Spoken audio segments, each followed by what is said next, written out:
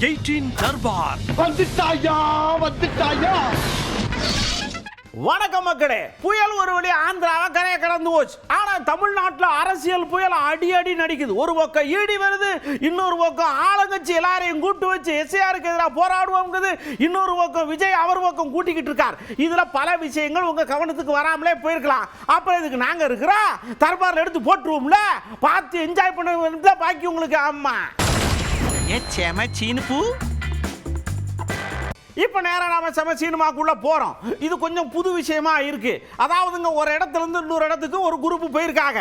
போன இடத்துல கபகவன் பயிற்சிருக்கு, பதிர் முட்டை சாப்பிட்டு இருக்காங்க. சாப்பிட்டு ஒவ்வொரு ஆளா கம்பெனிட்டு இருக்காங்க. கடைக்கார குனிஞ்சு நிமிந்து பார்த்தா சாப்பிட்டவங்கள பூரா ஆளை காணும். டேய், 1 ரூபா 2 ரூபாடா பரவாயில்லடா, 10,000 ரூபாடா தேடி பிடிக்கிறான்னு விரட்டி பிடிச்சிருக்கிறாங்க. இது புது விதமா இருக்குங்க.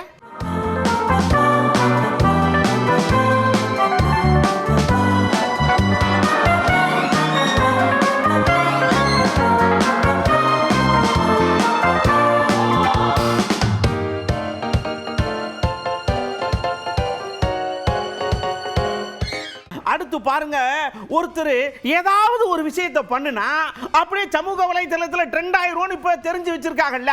அதுக்கு இந்த ஏஐ வேற சப்போர்ட் பண்ணுதுல்ல. புளிய அப்படியே குனிய வச்சு தடையை தடவிட்டே இருந்திருக்காரு. புளியவே தடையை தடவிட்டு இருக்காரு, யா பயங்கரமான மனுஷன்யா அப்படின்னு ஆச்சரியப்பட்டு ஆராய்ஞ்சு பார்த்தா அது ஏஐ தொழில்நுட்பம். வேணாம்யா, நல்லதுக்கு மட்டும் யூஸ் பண்ணுங்கயா.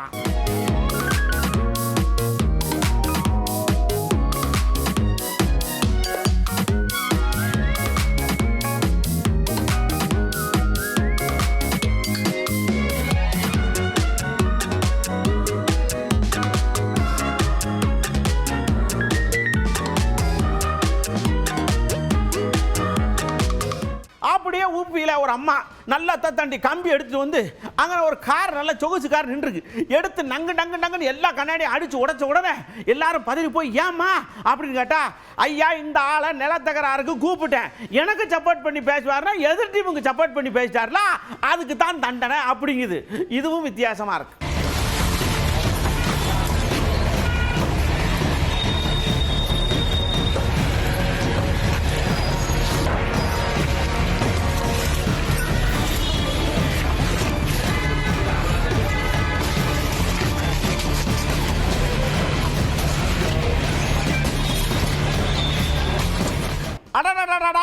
குளத்துல கிடக்கிற மீனெல்லாம் ரோட்ல கிடக்குதியா, அள்ளுங்கய்யா அப்படின்னு மக்கள்லாம் அடிச்சு புடிச்சு மீனை எடுத்து போய் பொறிக்க ஆரம்பிக்கிறாங்க. யோ என்னையான்னு கேட்டா, ஐயா வியாபாரத்துக்கு கொண்டு போற இடத்துல வண்டி டொபக்கடின்னு கவுந்துருச்சு, மீனெல்லாம் வெளியே வந்துருச்சு, இவங்க எல்லாம் போட்டு அள்ளிட்டு போறாங்கய்யா அப்படின்னு ஒரு பக்கம் கும்பரிச்சம் போடுறாங்க. இது நடந்தது ஊப்பியில.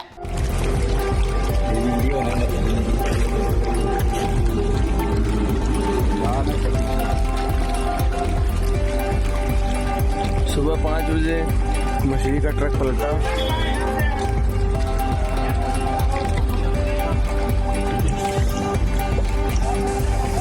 அப்படியே நம்ம தென்காசிக்கு போன முதலமைச்சர் ஐயாவுக்கு ஒரு மாபெரும் ஆசை, புள்ளக்காடெல்லாம் நல்லா படிக்கடா.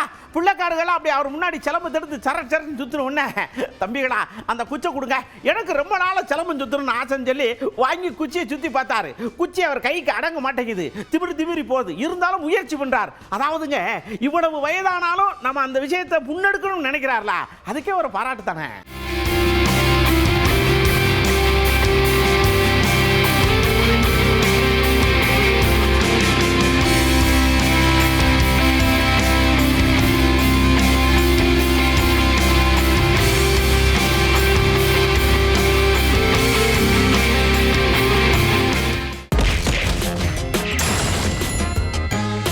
அப்படியே நேரம் கவுண்டருக்குள்ள போறோம்.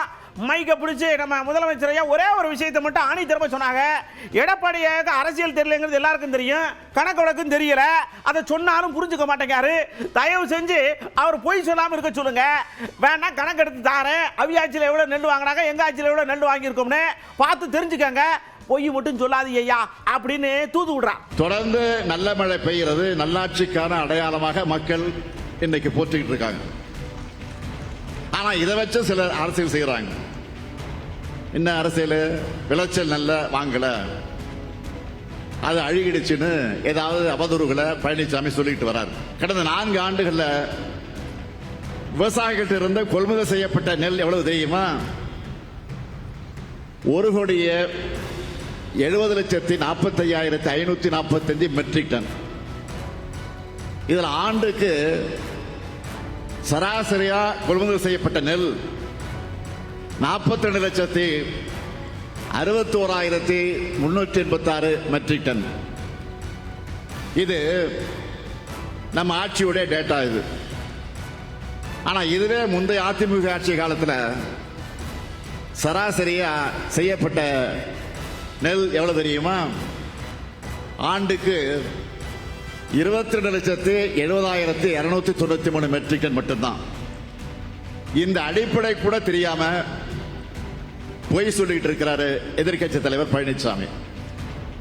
அவர்கிட்ட பொய்யையும் துரோகத்தையும் தவிர வேற எதையும் எதிர்பார்க்க முடியாது.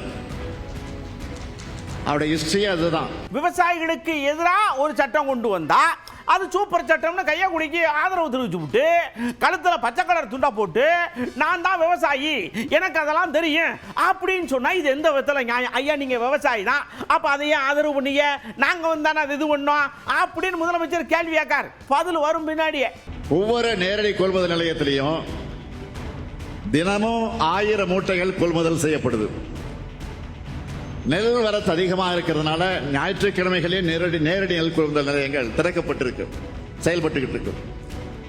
இது எதையும் தெரியாம மாண்புமிகு எதிர்க்கட்சி தலைவர் பேசிக்கிட்டு இருக்கிறார், குழப்பிக்கிட்டு இருக்கிறார். என்னை பொறுத்த வரைக்கும் தினந்தோறும் இது பற்றி விசாரிச்சுட்டு நான் நடவடிக்கை எடுத்துக்கிட்டு இருக்கிறேன். தன்னை விவசாயின்னு சொல்லிட்டு இருக்கக்கூடிய பழனிசாமி ஆட்சியில தான் மிக மோசமான நிலை. என்ன? 3 வேளாண் சட்டங்களை ஒன்றிய பாஜக அரசு கொண்டு வந்துச்சு. அதுக்கு எதிராக 2 ஆண்டு காலம் போராடின விவசாயிகளை பற்றி என்ன சொன்னாரு பழனிசாமி?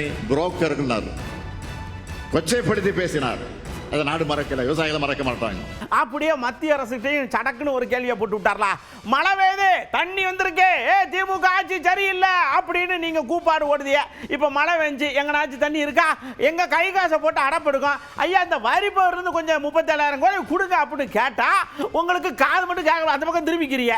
இதெல்லாம் நியாயமா அப்படின்னு கேள்வி கேட்கறல, அங்க இருந்து பதில் வரும். 3 முறை இயற்கை பேரிடர்களை நாம் சந்திச்சிட்டோம். இந்த நாம் ஆட்சிக்கு வந்து 3 முறை வேண்டிய உதவிகள்லாம் செஞ்சு மக்களை காத்தோம். ஆனா பாதிக்கப்பட்ட உட்கட்டமைப்புகளை சரி செய்ய நிவாரண பணிகளுக்காக நாம கேட்ட 37,000 கோடி ரூபாயை ஒன்றிய பாஜக அரசு கொடுத்துச்சா? இல்ல, இதுவரைக்கும் கொடுக்கல. ஏன் கொடுக்கல? அப்படி கொடுத்தா தமிழ்நாடு சீராகிவிடும், தமிழ்நாடு வளர்ந்து விடும். அது நடக்கக்கூடாதுன்னு நினைக்கிறாங்க ஒன்றியத்தில் இருக்கக்கூடிய அரசு. ஒன்றிய அரசு பணம் கொடுத்தாலும் கொடுக்காமல் போனாலும் தமிழ் மக்களை காப்பதுதான் நம்முடைய கடமைன்னு செயல்பட்டு வரக்கூடிய அரசு தான் இந்த திராவிட மாடல் அரசு என்பதை நீங்கள் மறந்துவிடக்கூடாது. ஆனா தொல்லை கொடுத்தாலும், என்ன தொல்லை கொடுத்தாலும், என்ன தொந்தரவு பண்ணாலும் தமிழ்நாட்டுடைய வளர்ச்சியை யாராலும் தடுக்க முடியல. இப்போ தேர்தல் ஆணையம் மூலமா சிறப்பு தீவிர வாக்காளர் பட்டியல் திருத்தம் என்கிற பேர்ல நம்முடைய வாக்குரிமையை பறிக்கிற சதியை அறிவிச்சிருக்கிறாங்க. அப்படியே நம்ம தாவேக ஐயா நிர்மல்குமார் சடக்குன்னு வந்து நின்னாரு. இங்க பாருங்க, நாங்க புதுசா கட்சி ஆரம்பிச்சிருக்கோம், அரசியலுக்கு வந்திருக்கோம், ஒரு அனுசரணையா போலாம் இல்லையா? இந்த திமுக எங்களை ஒடுக்க நினைச்சு எதை பண்ணி விட்டாங்க. அந்த துக்கத்திலிருந்து எங்களால மீண்டு வர்றதுக்கு 1 மாசம் ஆயிப்போச்சு. இப்ப மெல்ல மீண்டு வந்திருக்கோம். எங்களுடைய விஷயம் வேற மாதிரி போகும், ஆனா முன்ன மாதிரி இல்ல, கொஞ்சம் சுலாவா போவோம் அப்படின்னு சொல்லாம சொல்றார். இவர்கள் எல்லாம் என்ன நினைச்சார்களோ அது கண்டிப்பாக நடக்காது. இவர்கள் எல்லாம் கட்சியை முடக்கணும், இல்லை எல்லாத்தையும் முடக்கணும்னு நினைச்சாங்க, அது கண்டிப்பாக நடக்காது. மக்கள் கண்டிப்பாக எங்களுடைய தலைவர் மீது முழு நம்பிக்கை வைத்திருக்கிறார்கள், 100% நம்பிக்கை வைத்திருக்கிறார்கள். இந்த இந்த மொத்த இன்சிடென்ட் எப்படி நடந்ததுன்னு மக்கள் அனைவருக்கும் தெரியும். இதில் ஒன்றும் நாங்கள் சொல்றதுக்கு இல்லை. எங்களுக்கான ஒரே துக்கம் 41 பேர் எங்களுடைய சொந்தங்கள், எங்களுடைய உறவுகள், எங்களுடைய சகோதரர்கள், எங்களுடைய சகோதரிகள், குழந்தைகள் பலியானது மட்டும்தான் மிகப்பெரிய துக்கம். அது கண்டிப்பாக ஒரு எந்த காலகட்டத்திலும் அது மீள முடியாத துக்கம். மற்றபடி இதில் யாருக்கும் எந்த நெருக்கடியும் கிடையாது, யாரும் எங்களை நெருக்கடியும் கொடுக்க முடியாது. அதற்கெல்லாம் பயந்து யாரும் இல்லை. ஒரே ஒரு விஷயம், இந்த 41 பேருடைய மரணம் மட்டும்தான் எங்களை கடுமையாக பாதிக்குது. மற்றபடி இதில் எந்த விஷயத்திலையும், எந்த இடத்திலையும், எந்த ஒரு நொடியிலும் யாருக்கும் இந்த தொய்வும் இல்லை. நாங்கள் கண்டிப்பாக இதை விட பெரிய நெருக்கடியெல்லாம் எதிர்கொள்ள நம்ம மனதிருத்தலும் தான் இருக்கோம். அப்படி இன்னொரு விஷயத்த சொன்னோம். ஐயா, சம்பவம் நடந்தப்ப நாங்க பைபாஸ்ல தான் இருந்தோம், கரூர் பைபாஸ்ல ஓடலாம் இல்ல, போலீஸ் எங்களை உள்ள விடல அப்படின்னு உடனே செய்தியாளர்கள் பெர்மிஷன் கேட்டீங்களா நீங்க கரெக்டா, உச்ச நீதிமன்றத்திலே கேட்டவே அப்படின்னு சொல்லிட்டு ஓடிவிட்டேன். எங்களுடைய இல்லை அது நான் உச்சநீதிமன்றத்தில் சொல்லியிருக்கோம். நான் என்னன்னா இதோட இந்த கரூர் சம்பந்தப்பட்ட நீங்கள் எதுவும் இதுக்கு மேலேயே நம்ம பேச வேண்டாம். ஏன்னா நிறைய விஷயங்கள் நாங்கள் கண்டிப்பாக இதை தொடர்ந்து சிபிஐ இடத்துல எங்கள்கிட்ட என்னென்ன ஆதாரங்கள் கொடுப்போம், எல்லாமே கொடுப்போம். நேற்று வந்தவர்கள் நிறைய பேர் பேசியிருக்காங்க, அந்த வீடியோ நிறைய பத்திரிகைகள் எடுத்து போட்டிருக்கீங்க. என்ன நடந்ததுன்ற உண்மை எல்லாருக்கும் தெரியப்பட வேண்டதான் எங்களுடைய விருப்பம். இதில் எந்த விதத்திலும் எந்த தொய்வும் எந்த இடத்துலையும் இல்லை. அடுத்து அருண்ராஜன் ஒரு ஐயா இருக்காங்களா, அவங்க வராங்க. ஐயா, நாங்கள் காது வச்ச மாதிரி அவியல் அப்படியே வேணலாம் கூட்டியாந்து ஆறுதல் சொல்லி அப்படியே பொன்னாட போத்தி அனுப்பிச்சுடலான்னு பார்த்தோம். ஆனா வருங்க, இது எப்படி அவளுக்கு தெரிஞ்சு அங்கிருந்து நீங்க வண்டி ஏறப்படாதுன்னு அவளை தடுத்திருக்காங்க. அது எங்க காதுக்கு வருதுல, இப்படி எல்லாம் பண்ணா எப்படி அப்படின்னு கேட்காருங்க. அந்த மாதிரி நாங்கள் கரூர் போகிறதுக்கு அனைத்து முயற்சிகளும் நாங்கள் மேற்கொண்டோம். அனைத்து காவல்துறை பர்மிஷனை தாண்டி லாஜிஸ்டிக்ஸும் நாங்கள் பிளான் பண்ணோம். இந்த டைம் கன்ஸ்ட்ரெயின்ட் இருந்த ஒரு 6-7 மணி நேரத்துக்கு மேலே வந்து அங்கே போய் நம்ம இருந்தோம்னா அங்கே லாஜிஸ்டிக்லேயே அங்கே அரேஞ்ச்மெண்ட்ஸும் டிஃபிகல்ட் ஆயிரும். இதை பிளான் பண்ணி தான் லேட் ஆயிருந்தது. கடைசி நிமிடம் வரை நாங்கள் கரூர் போய் மக்களை சந்திக்கணும் தான் தலைவர் விரும்பினார். அது சரி, ஒரு காம்ப்ரமைஸாக தான் இங்கே பண்ணியிருந்தோம். அப்புறம் நாங்கள் மக்களையும் நாங்கள் கேட்டோம், உங்களால் வர முடியுமா, எல்லாருமே வந்து அவங்களுக்கு புரிஞ்சுக்கிட்டு நாங்கள் வரோன்னு சொல்லியிருந்தாங்க. இந்த நேரத்தில் இன்னொன்று சொல்கிறேன், திமுக வந்து எந்த அளவுக்கு வந்து அவங்கள தடுக்க முடியுமோ அந்த அளவுக்கு தடுத்தாங்க.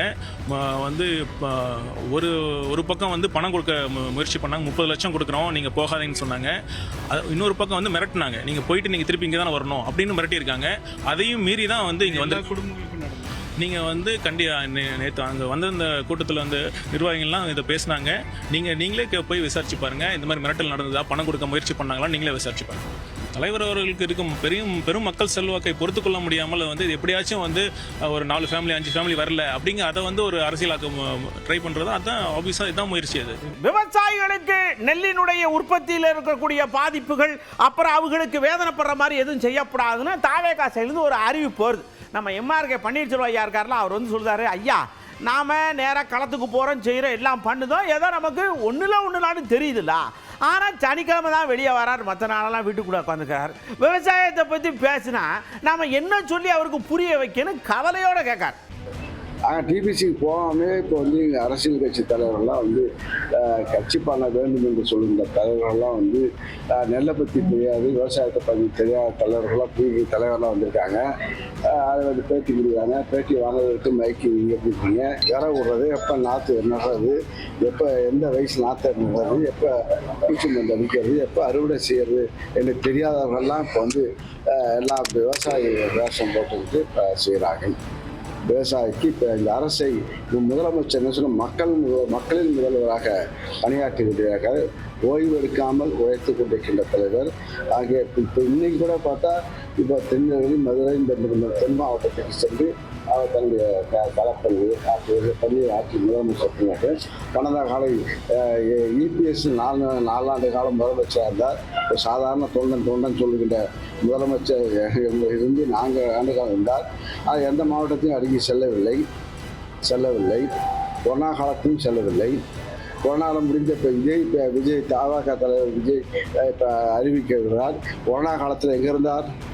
இது மக்கள் சிந்திக்க வேண்டும். கொரோனா காலத்தில் இப்போ ராஜா பார்த்தா எனக்கு வந்து ராஜா வந்து காய்கறி எல்லா வீட்டுக்கும் காய்கறி கொடுத்தா எல்லாரும் கொடுத்தா. இப்போ நகர செயலாளர் எங்களுடைய நகர செயலாளர் இப்போ கொரோனா காலத்தில் அரிசி கொடுத்தா, எல்லா மக்களும் கொடுத்தா. எங்கள் கட்சியாளர்கள் எல்லாரும் நிர்வாகிகள் எல்லாம் களத்தில் இருந்தார். கொரோனா காலத்தில் நடிகர் விஜய் எங்கே இருந்தார்? அதாவதுங்க உஷாரா இருக்க வேண்டிய இடங்கள் எது அப்படின்னா, முதல் இடம் என்னன்னா மலை பிரதேசங்கள். அதுவும் மழை பெஞ்சதுன்னா வண்டி ஒரு மாதிரி போவாது, இறக்கத்தில் இருக்கும், ஏத்தத்தில் இருக்கும், வழுக்கும். கேரளாவில் நம்ம இந்த ஒரு இடத்துல இப்படித்தான் போயிருக்கு வண்டி. இவர் என்ன பண்ணிருக்காரு, பார்த்துக்கிட்டே இருந்திருக்காரு, இந்த வண்டி வலிக்கிட்டே வந்திருக்கு, லேட்டாக முழுக்க நம்ம சரட்டுன்னு போயிருக்காரு. அது திடீர்னு வேகமாக வந்துருச்சு, ஜஸ்ட் மிஸ்ல தப்பிச்சிருக்காரு. விபரீத விளையாட்டு வேண்டாம்.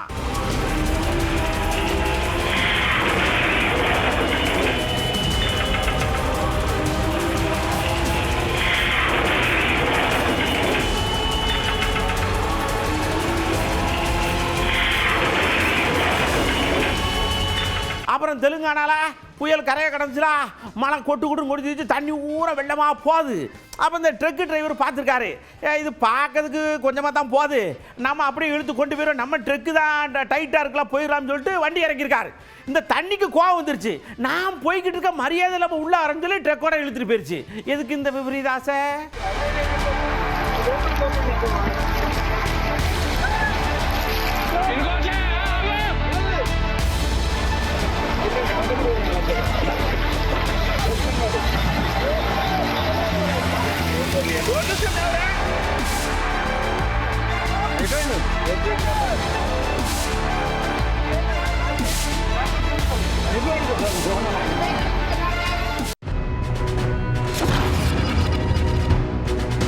அப்படியே மக்கள்கிட்ட கூப்பிட்டு இங்க வாங்க, இப்போ படம் எடுக்கிற இயக்குனர்கள் இருக்காங்க இல்லையா, அவங்ககிட்ட பத்திரிகையாளர்கள் கேள்வி கேட்காங்க.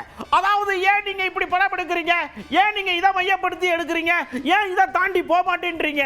அவங்க ஏதோ ஒரு விஷயத்தை வச்சு எடுக்காக, காசு பார்க்காக படம் ஓடுது, நல்லா இதோட விட வேண்டியதானே, ஏன் இப்படி கேள்வி கேட்காங்கன்னு இயக்குனர்கள் தரப்புல இருந்து வருத்தப்படுதாங்க. சரி, இவங்க 2 பேருக்கு இடையிலையும் ஒரு பஞ்சாயத்து ஓடுது, எப்படி இதை அணுகலாம் அப்படின்னு மக்கள்கிட்ட கேட்டோம்.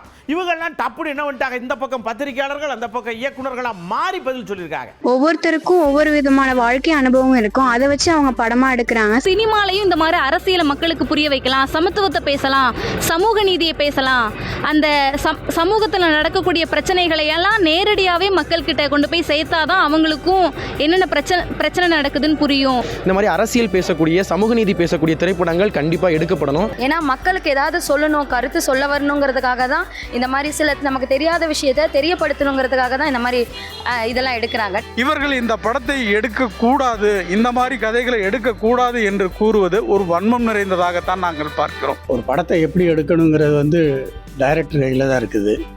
அவரோட கருத்தில் போய் என் கருத்தை சேர்த்துக்குவோன்னு சொல்கிறதுக்கு யாருக்கும் ரைட் கிடையாது. அந்த படத்தை மற்றவங்க ஈஸியாக இது தவறு, இது சரி அப்படிங்கிற கூறுவது எந்த வித நியாயம்? அந்த இயக்குனர் இப்படி தான் இருக்கணும், இப்படி தான் இருக்கணும்னு சொல்லி சொல்றதுக்கு மகா தவறு. அந்த டைரக்டர் எப்படி எடுக்கிறாங்களோ அவங்களோட பாயிண்ட் ஆஃப் வியூ எடுக்கிறது, அதை நம்ம எதுவும் சொல்ல முடியாது. அது நமக்கு தேவையான கருத்தாக இருந்துச்சுன்னா அதை நம்ம எடுத்துக்கலாம், தேவையில்லைன்னா அதை ஒமிட் பண்ணிட்டு நம்மளோட வாழ்க்கையை என்ன தேவையோ அதை பார்த்துக்கலாம். மூவிங்கிறது ஒரு ஆர்ட் ஃபார்ம் தான், அதனால ஆர்டிஸ்ட் அவங்களோட கருத்தை சொல்லலாம். கல்வி பற்றியான ஒரு விழிப்புணர்வு சமுதாயத்தில் வந்த பிறகு ஜாதி ரீதியான தேவைகள்லாம் பார்த்தீங்கன்னா நம்ம இருக்கிற இப்போ இந்த இளைய சமுதாயத்திட்ட ரொம்ப குறைஞ்சிட்டு. ஒரு டைரக்டர் இந்த படம் எடுக்கணுன்றது பொதுமக்கள் யாரும் கட்டாயப்படுத்த முடியாது. அவர்கள் பட்ட வழியை அவர்கள் சொல்றதுக்கு அவனுக்கு உரிமை இல்லைன்னா வேற எவனுக்கு உரிமை இருக்கு? படம் இப்படித்தான் எடுக்கணுன்ற ஒரு சட்ட விதிகளே கிடையாது. எளிய மக்கள் கருத்துக்களை பொதுத்தளத்தில் வைக்கிறாங்க, அதனால அதை தவறுன்னு சொல்ல முடியாது, அது மக்கள் தான் முடிவு செய்யணும். நாங்கள் எதிர்கொண்ட அடக்குமுறையை பற்றி தான் அவர் பேசுகிறாரு, ஆனால் அதுவே இங்கே நிறைய பேருக்கு புரியலை அப்படின்றத நான் பார்க்குறேன். அதை நம்ம எடுத்துக்கிற விதம் நல்லதா கெட்டதானே அதை நம்ம பார்க்குறவங்க கையில் இருக்கு. உங்களுக்கு பிடிச்சா பாருங்க, பிடிக்கலன்னா நம்ம விட்டுறலாம். தர்பாரை பார்த்தீங்களா, இப்போ நீங்கள் மழை எழுந்து போகலாம். ஆனால் அதுக்கு முன்னாடி ஒரு விஷயத்தை சொல்லிக்கிறத நல்லா கேட்டுக்கிடுங்க. மழை பேஞ்சு முடிஞ்சிருச்சா, இந்த ரோட்டுக்காடு ஊரம் பள்ளமாக கிடக்கு, திடீர்னு புது பள்ளமாக இருக்குது. ஐயோ, பஸ்ஸு லாரி ஓச்சுன்னா புகையாக வருது, அதுவும் போக ரோட்லேருந்து புழுதியாக வருது, கண் ஊரம் நிறைஞ்சு போகுது. அதனால் பார்த்து பதனமாக போங்க. என்ன அடுத்த தர்பாரில் ஏகப்பட்ட விஷயத்தோட நான் உங்களை சந்திக்க, அது வரைக்கும் உங்கள்கிட்ட இருந்து கையை கூப்பி விடைபெற்றுக் கொள்வது உங்கள் அன்பு நண்பன் எழில். வணக்கம் நண்பர்களே. 18 தர்பார் வந்துட்டாயா.